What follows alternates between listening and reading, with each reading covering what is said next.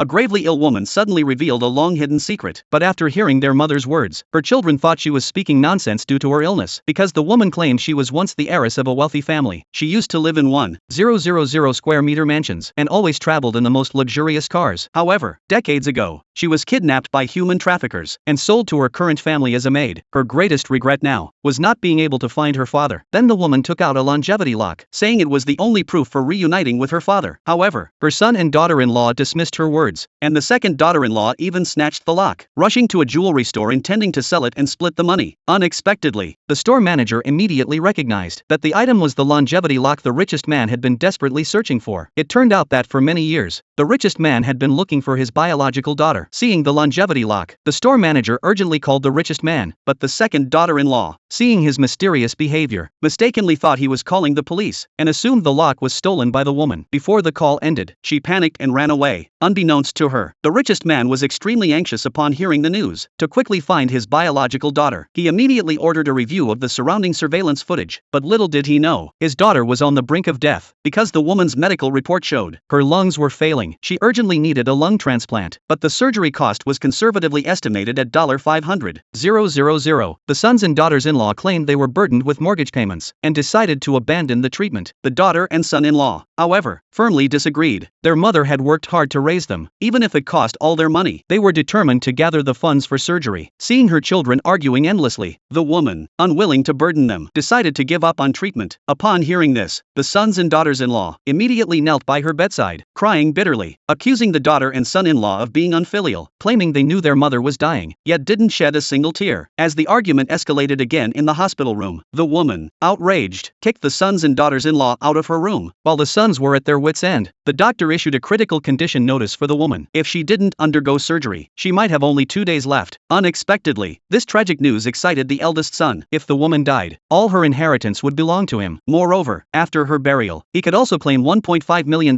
in relocation compensation for her grave. So, to quickly secure the money, the second daughter-in-law came up with a win-win idea: to hold the funeral in advance at home and bury her after 2 days once she passed. As expected, everyone applauded this suggestion. Then they abandoned the mother in the hospital and returned home. Unbeknownst to them, the daughter and son-in-law sold their house that very day, gathering enough money for the surgery. Coincidentally, a matching lung donor became available at the hospital. That afternoon, the woman was wheeled into the operating room by doctors. Not long after, the richest man, who had learned of his daughter's whereabouts, also arrived at the hospital. However, when he excitedly pushed open the